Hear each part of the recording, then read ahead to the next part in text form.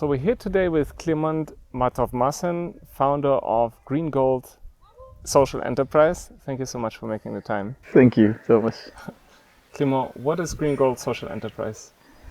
Green Gold Social Enterprise is an agriculture company focused in growing Moringa and using Moringa as a cash crop to support rural communities.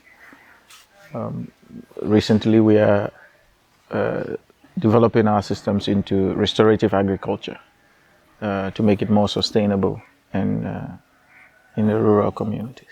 Yeah. How did you come up with this idea? I started with Moringa for over 15 years now to see how I can use this plant to change people's lives. And I felt that it was one of the most nutritious plants to help eradicate poverty and malnutrition in our rural settings. But for many years now, we're trying to grow it in several communities and using it to help people. We knew of the commercial value, but it was a bit of a challenge trying to tell the local person to go into it as a commercial plant. And so we came to a bottleneck where we had some people growing Moringa and cutting it down again after some time because they use just a small portion of it for making food and the rest is a waste. And we wanted to showcase that it has a commercial purpose. And in trying to do that, we also realized that the systems were not fully in place to help people to commercialize it. So we started to set up a trial farm where we can show them the possibilities in developing it as a commercial business. And of course we run into these problems, but since we are the ones advocating for this plant, we wanted to see how we can get around the problems and the challenges to be able to still give those who have gone into it or yet to go into it a chance to be able to use this as a commercial plant. Because we are located in an area where basically there are no big natural resources, but we see that there's, of course, green is gold.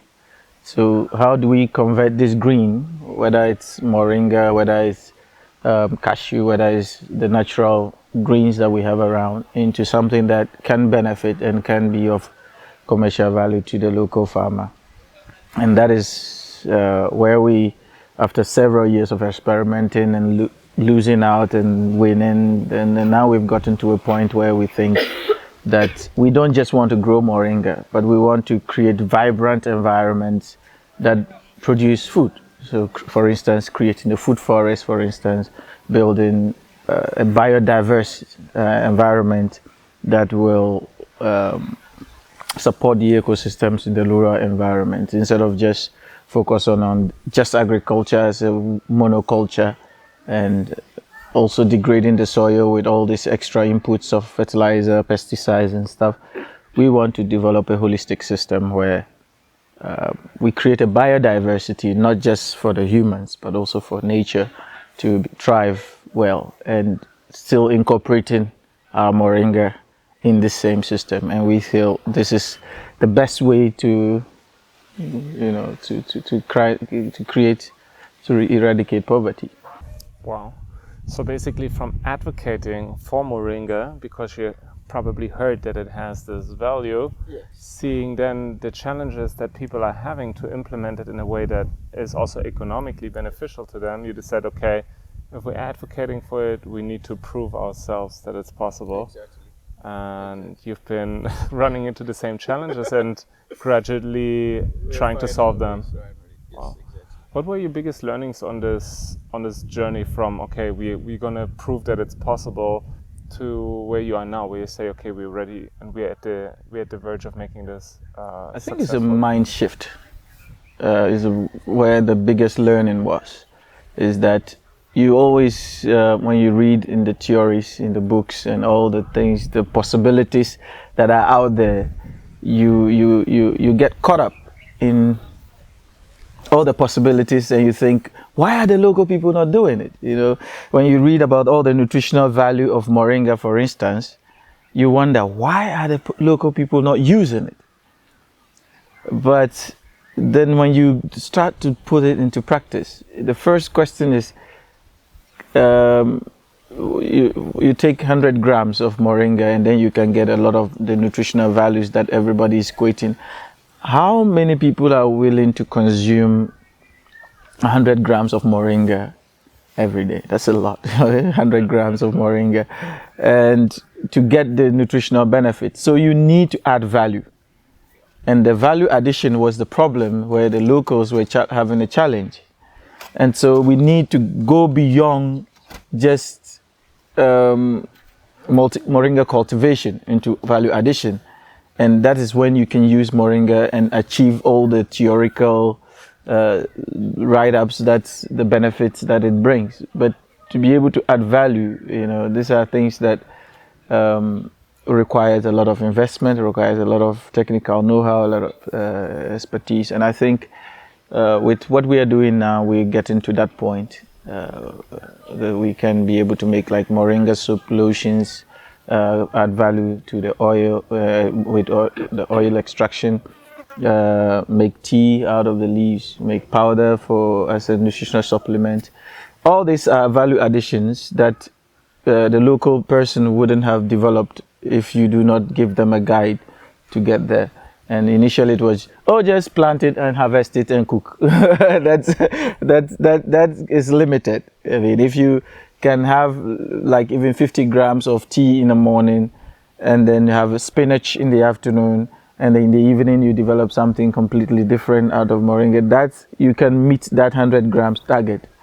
But if you are just to eat 100 grams of pure leaves, it's not very exciting. It's not very exciting. If you're used to a different kind of meal. Exactly. So I think it was where we got to that we saw add value, but not just in terms of export or things, but it has a commercial value.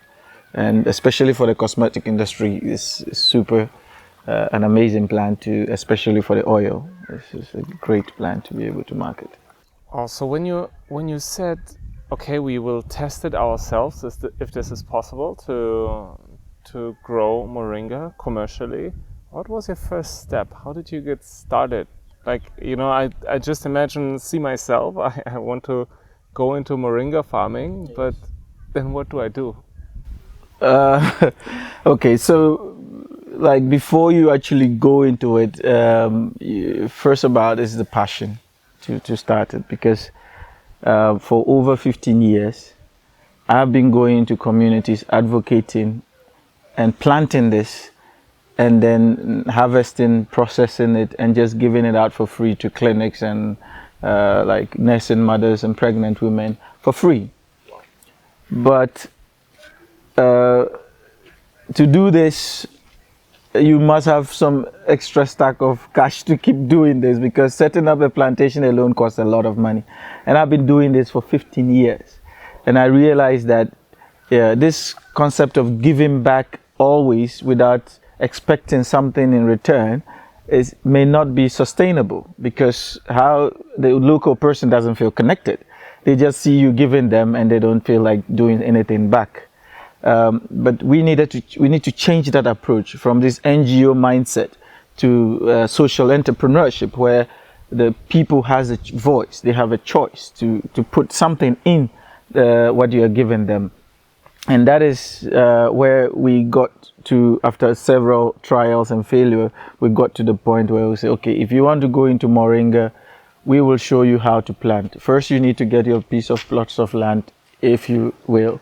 You need to clear it in this manner. You need to plant based on the kind of production you want. If it's for the leaves, you have this 30 by 30 centimeter intervals, or 15 by 15 if you have drip irrigation.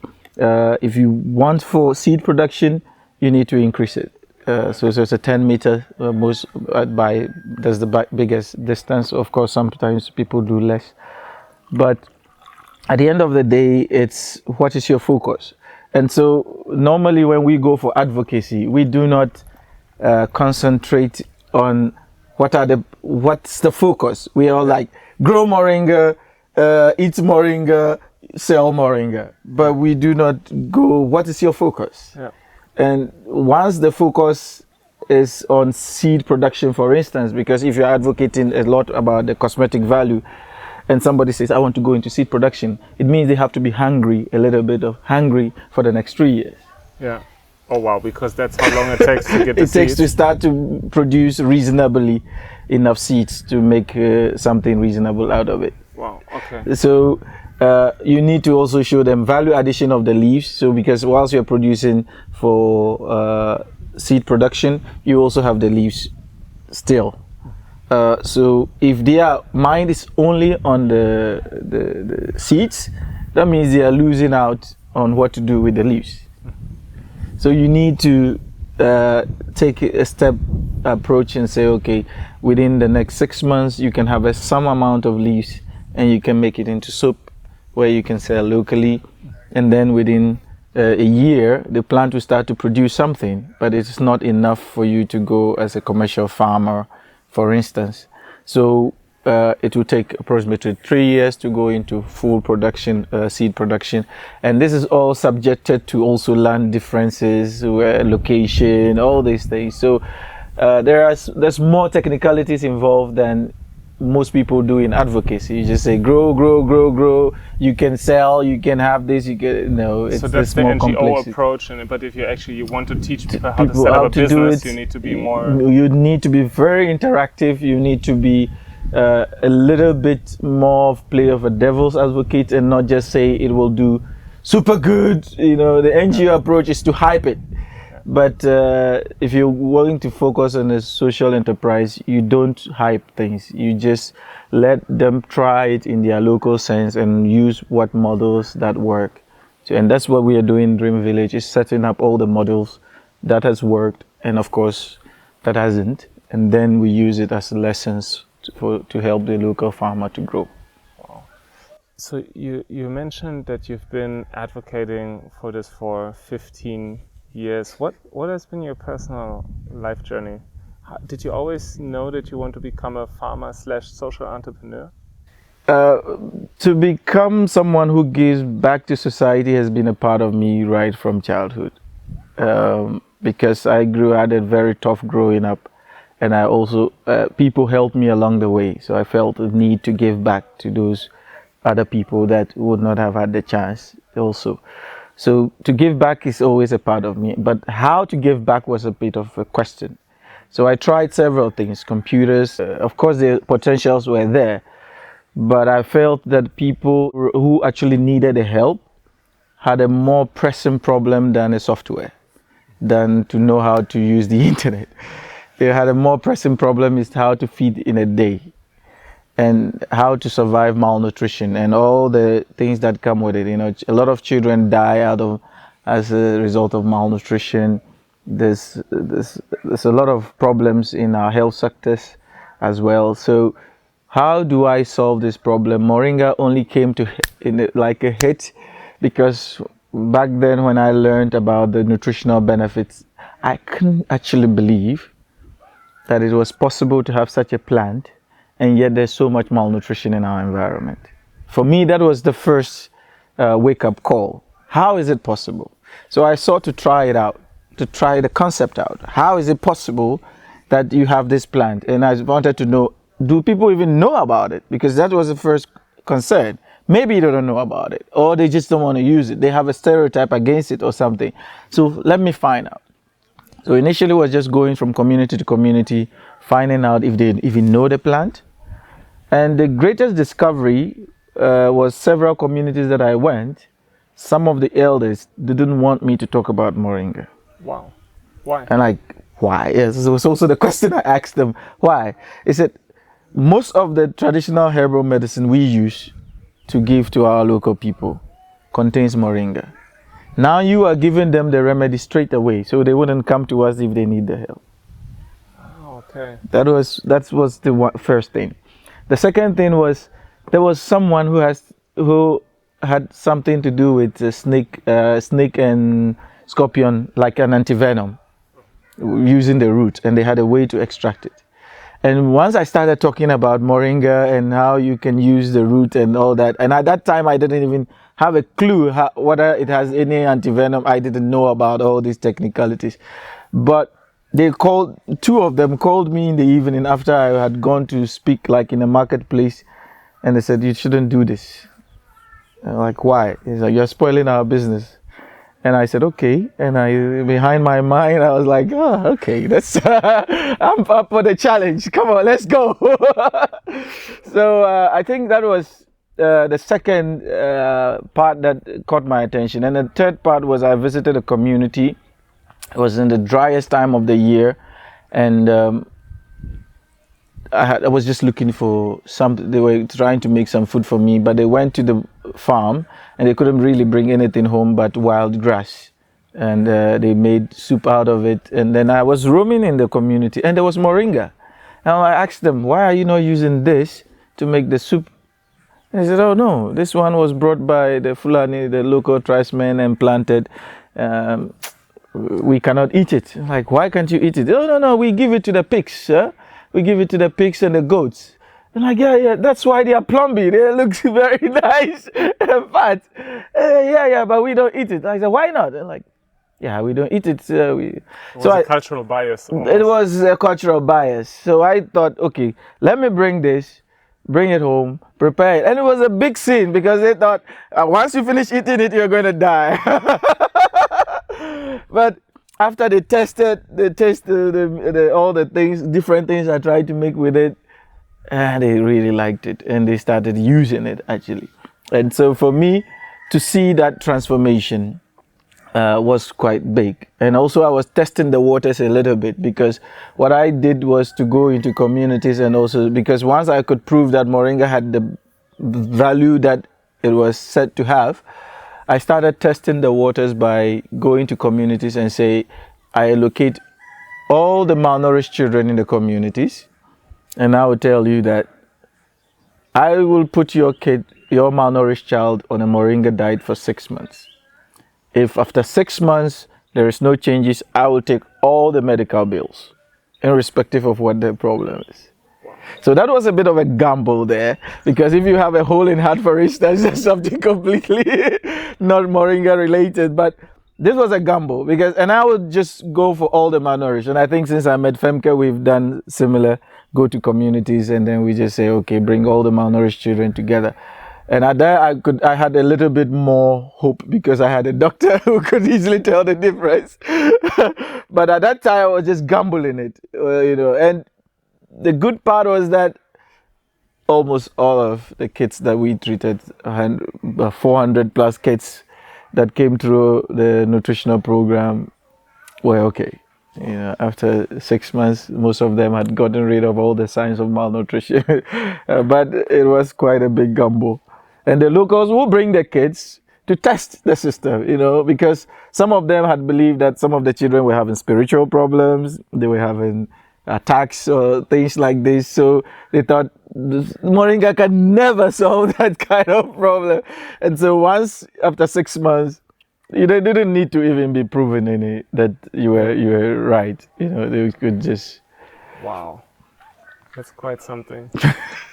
So from this advocacy, from actually seeing practically that Moringa is solving these challenges, that the reason why people don't use Moringa is because they don't know it's working, or it's not in someone else's interest to make it known that it's working. Yes. Then how did you start the farm? How did you get the land?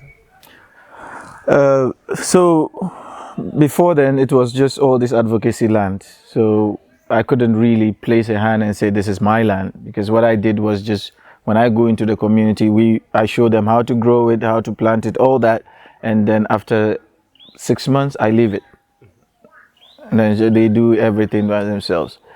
And of course, after some time I realized that to keep this sustainable, I needed to grow my own farms. And to do that, first we started in some communities in around Tamale, some small farms, and they all faded out because it wasn't a full-time commitment, and sometimes you will hire people to take care of the farms, and then by the time you are interested to just go and check what is happening there, you know, they didn't see what they were going to benefit or things, they weren't using it. So before, at the end of the day, those farms would burn down or be destroyed.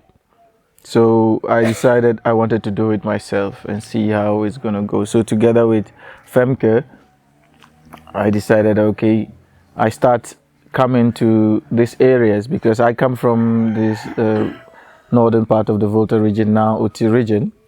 And we have a lot of lands available here, but not just that, but poverty is also really very high here, and these areas are also cut off from the rest of access. I mean, you know the roads that you came through to get here, and that's even better. At that time it was way worse, you know. So I needed to go to a place where nobody's going, nobody's reaching out to, and to also find a place that really had the land space and all the potentials for me to really grow the project. So we started in a place called Kumundi with some 20 acres of Moringa farm. It was struggling because there wasn't really any commitments there. And then in 2016, yeah, I think we just all agreed that it wasn't viable to keep doing this from a long distance. Someone has to commit to it, and we needed to do it. And so initially we came to my cousin. We met the chief who you met. He came to Tamale and he was asking, what are you doing? We talked about Moringa and all that. He's like, yeah, you have lands here. You know, you have the lands lying down. Why don't you come home and do something in your own land? And then I said, okay, fine. We followed up about a few weeks later to start some pilot farms. And it moved from just being just initially 5 acres to 10 acres. And then it started growing like this organically. And because then I was coming and going a lot. And then over time, I decided to fully commit to it and just come and stay here and develop. And that's when I started developing the Dream Village housing systems. That was about a year later.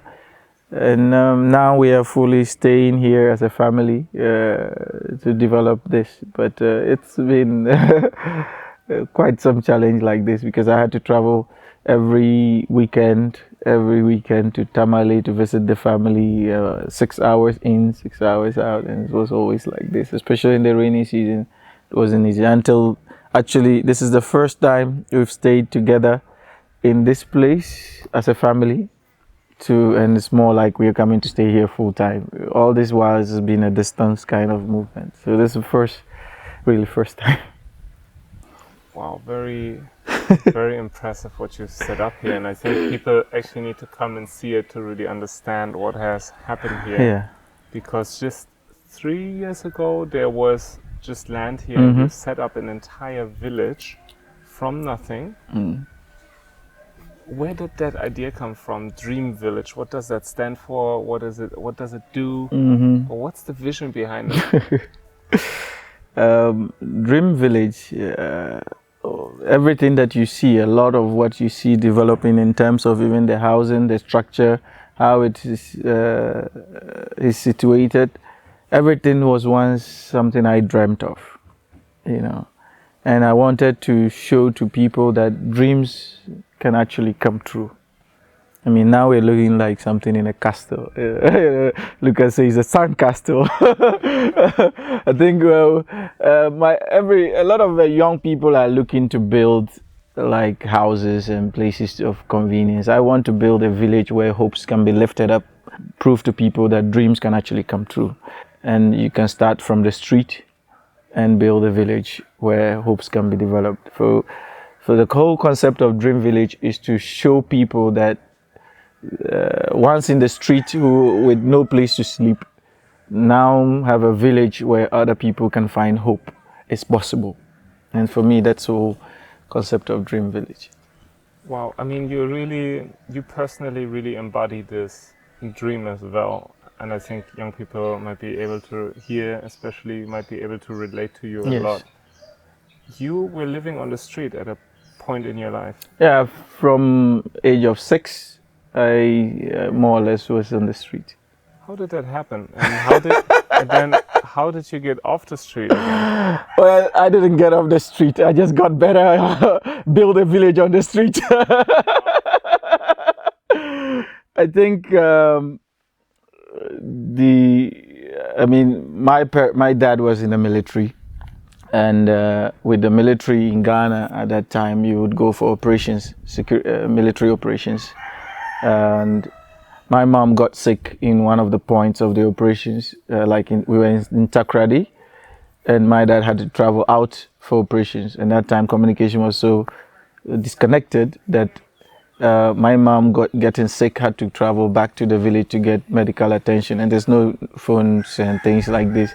So after being in the house for a while, my dad was supposed to come back, but when he got back from operations, immediately was transferred to another place, so he couldn't really settle back in, and there was nobody in the house to take care, and I basically ended up on the street trying to take care of myself and doing all kinds of things, and nobody really looked for me, and I got also used to just trying to fend for myself. Somebody was made in charge of me, but he was also a military person who was also transferred, so basically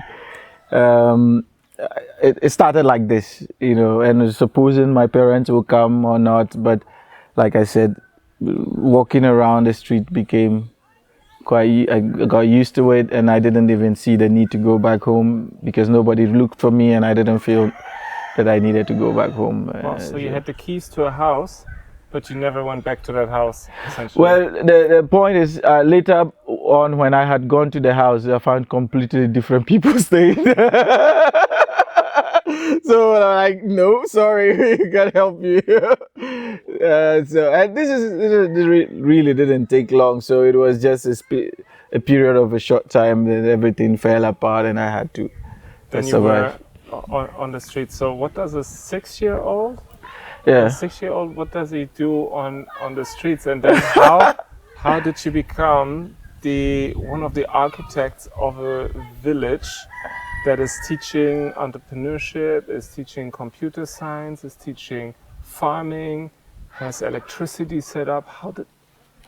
Please explain this transformation. Yeah, like I said, it's been a long journey. I cannot spell out all the details too much because this will take the whole interview. But it's not been like from there it all went rosy and I started. No, it was a whole lot of bumps, and I can tell that. I think the most part of it was meeting Femke and meeting my wife was the part that really proved that there's a lot of possibilities, that you can build really a lot of dreams together. The most part, she's the logical one. I was just a crazy dreamer who thought everything was possible. And I think that is what actually also helped me to go throughout the period. Because there were times that you had nothing, but the hope that you will get something and become something and will be able to make something out of yourself was had kept me going throughout all the tough times. So I had built some sort of egoistic fence around me to keep me moving, not because I had everything, but because I knew that I had the possibility to become something. How did you, from this situation in your childhood, how did you develop the belief that everything is possible? How were you able to look at this plot of land 3 years ago? There was no houses, nothing, and you say, okay, this is where I see a village with houses, with a school, with an entrepreneurship center. Where does it come from? I think it started from trying to survive. Because to be frank, that was the whole point. Is you were trying every day to survive. You have no place to go back to. So to survive in the cold, you need to embrace yourself. You need to encourage yourself that tomorrow will be better. To be able to stay hungry for today and know that tomorrow will be better. And normally it proved right. That, I'm cold today, tomorrow I'm not cold. So nature itself trained you. And to a large extent, also a lot of people came to my aid at times that I was basically impossible for me to survive, that I it kind of trains you. You know, the system will train you, the street will train you, and a lot of people will give you advices, free advice. They think, this idle boy, what are you doing here? Do something with your life, you know. And the nature will train you, the environment will train you, and I think somehow also that inwardly you train yourself. Because if you do not believe in yourself, there's a lot you will let go, even if things become. I mean, the first thing is to believe in yourself and believing that you have the possibility to do. At that time, I didn't know I was coming from any royal family. I didn't know I had any. What I just knew was that I don't have anybody to care for me, and I need to survive whatever means possible. So that alone was, I think for most people, is the dependency on others that makes them fail. But when you get to a point when you realize that I have to push it irrespective of who supports me or not, you have no excuse to fail. I think for people who have parents, they get to a point where they feel like no matter what, my parents will support me, especially when you are very young. But when you grow up on the street, you know that no one will. And you have, you know, those times we had people who joined gangs, but I wasn't part of a gang. I was just a lost boy. So I had to bring myself to the point of learning. I mean, it's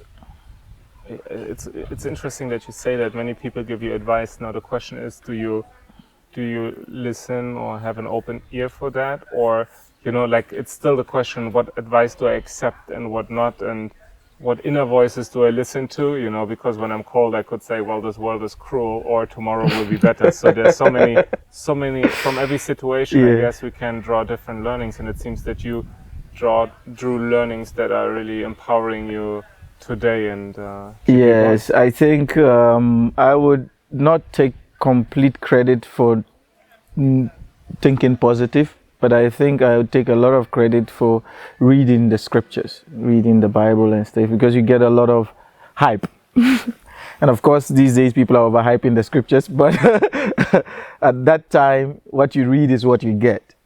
And as a result, there was always the belief that tomorrow is going to be better. There's a time for everything. There's a time to be born, a time to die, a time to be poor, a time to be rich. So when you are poor, look forward to be rich. When you are rich, know that it could be possible that you become poor. And so with this variety of scriptural training, you can survive anything. Yeah. Thanks for sharing that. Now, how did you meet your wonderful partner in life and also business partner, Femke?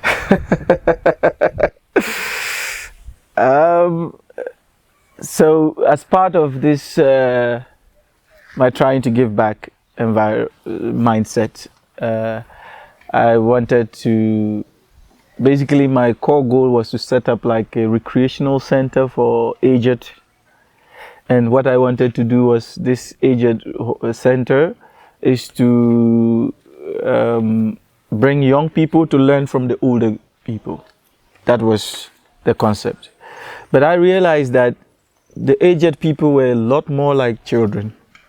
And to really learn about children, to learn how to deal with the aged, is to learn how to deal with children. So I was looking for a place where they had like a place for children. And I discovered a friend who had an orphanage. And I thought, this is a good place to learn about children, to be able to deal with my adults.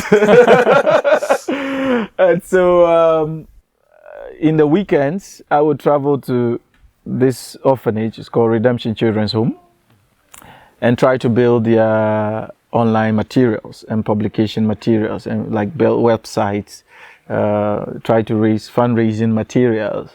You just building small video snippets and things like this to kind of create awareness and bring the orphanage out there, to be able to bring in volunteers and sponsors and things like this. So I would do this.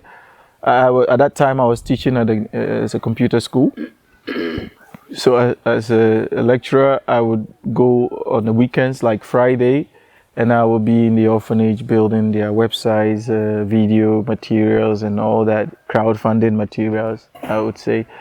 and then the weekdays I will come back to Tamale to work. So I would do this, and then of course fix computers as an extra to get some extra cash to support what I was doing. And we met through a mutual friend because at that time Femke was also a medical student. Actually, we met about a year before, in 2007. Yeah, we met in 2007, but there wasn't any connection there because I was just a weirdo trying on the computer. I was too nerdy at that time to notice anything.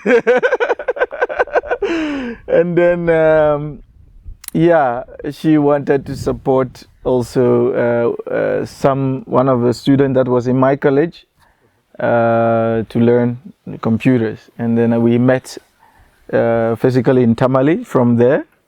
For me to be able to get the details to be able to support this student, and that's how we met. And then I think we went back to Tamango. I don't remember very well the details, but yeah, we like a year later or so we met again, and this time it was just to support the student, and then the communication started from there, and it moved from communication. She was back again. She got the comeback disease.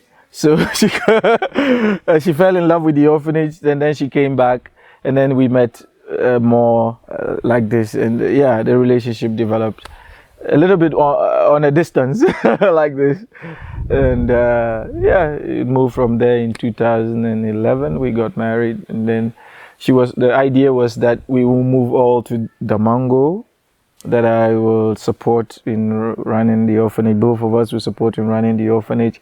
I will still have my computer company that I was running, that I had left.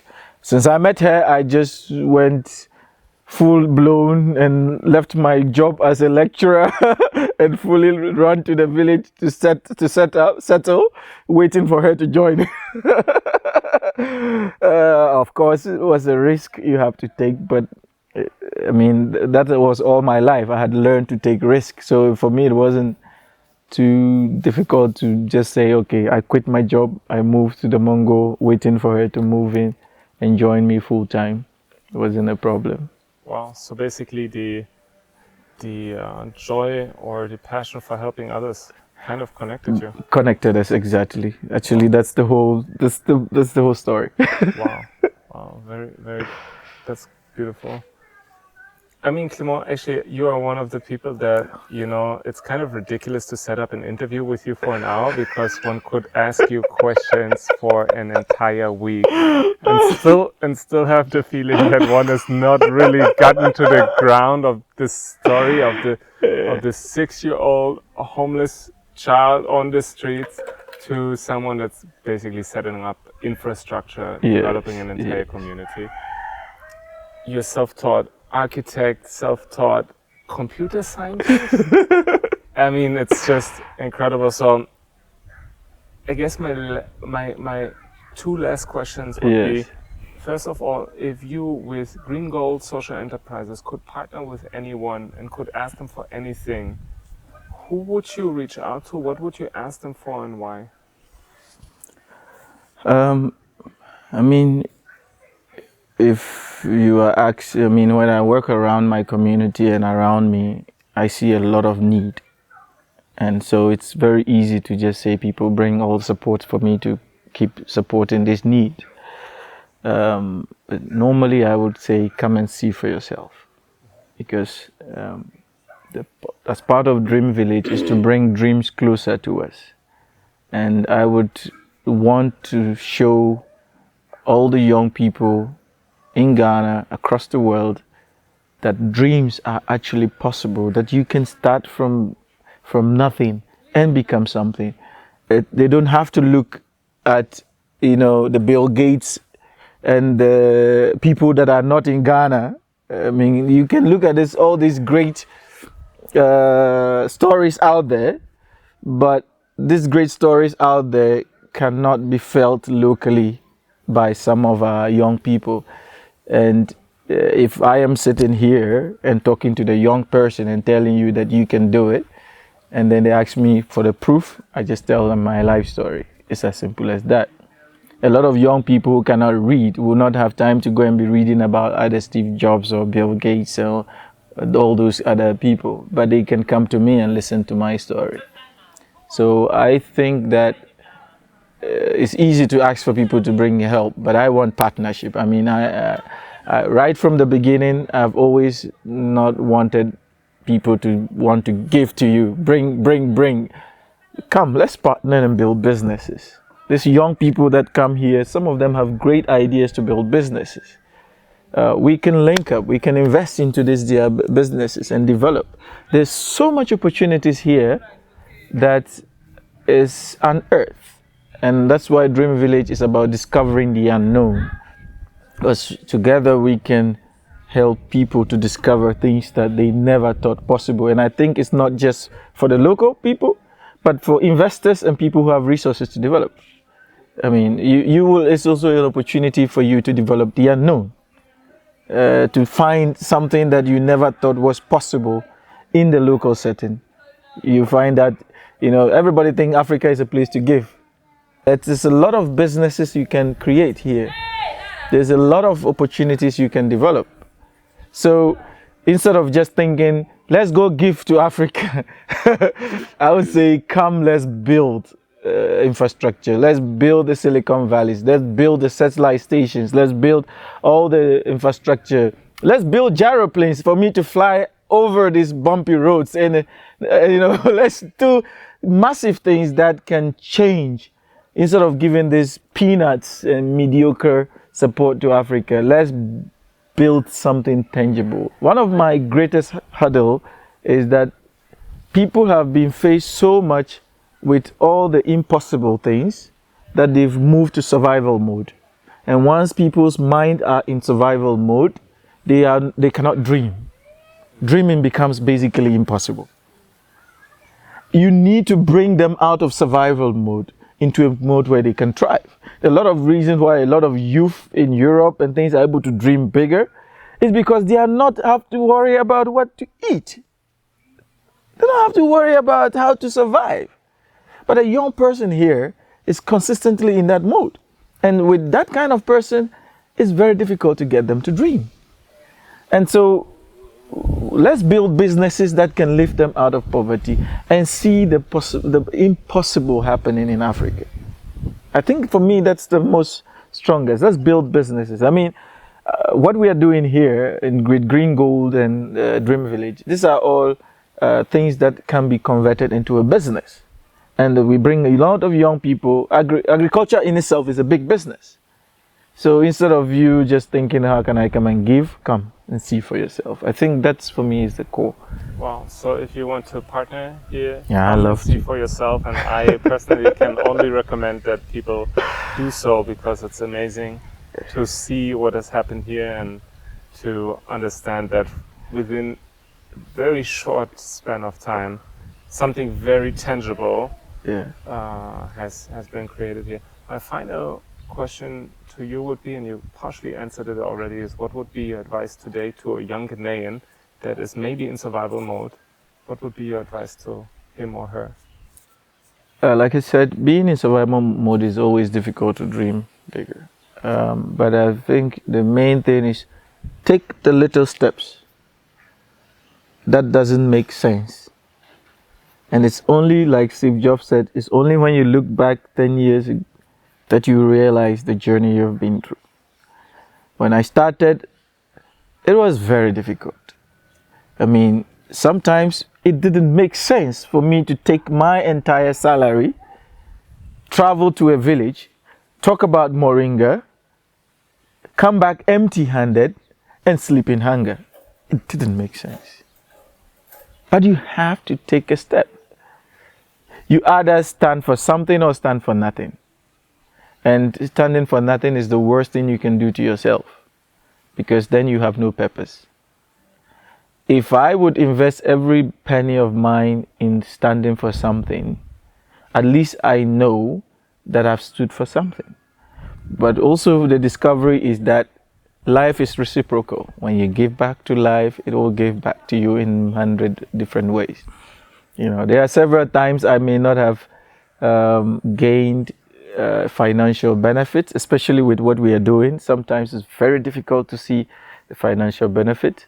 But sometimes I occasionally bump into people. It's like, you helped me to become who I am today.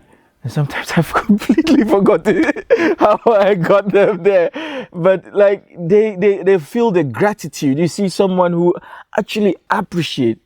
And that's the thing that you cannot put monetary value to, when somebody sees you as the reason why they live. You know, and with the projects I do, these are the things I get to see.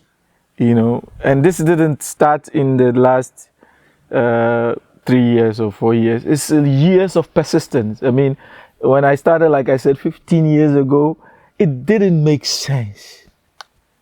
It didn't make sense. And like one of our workers, I was speaking to him and I mentioned the community that I went to make a difference. And he said, wow, you transformed the whole community because you brought this plant there. And today, these are places that people who buy Moringa go to buy seeds from. Like, I should go there. So I think it's about starting. Whatever it is, just start. No matter how small, just start. If it means you alone, like when I came into these places, I would hire people, but the people were not willing to work. So I would go into the farm and start weeding. It didn't make sense to be living a luxurious life, be a computer literate person. I can basically stay online and be making something for myself, to come into the bush and be clearing the fields. It didn't make sense. And one time I even brought workers to help me out. And I looked at the Dream Village site and I told them, what do you see? And they said, grass. I said, do you see all the buildings? No. Do you see? And today, you know, they are the same people that tells me, look, when you brought us here and you told us, what do you see? And we said nothing. Now we see the buildings. You know, we see it. We now begin to see it. And these are the little things that has the potential to transform certain lives. Because now when I asked people to come and join in Dream Village, they didn't ask me whether it's possible or not. They just joined because they knew that where I started from. Because even the whole concept of starting here was with nothing. And now they see something. You know, and that alone is by itself a message that we can develop. So for me, it's always start, irrespective of what it is. And the most part of it, especially for volunteer work, do things you don't get paid for, but you are passionate about. Because eventually you'll be paid. Wow. Thank you so much for sharing. Thank you. Start, first step, and stand for something. Exactly.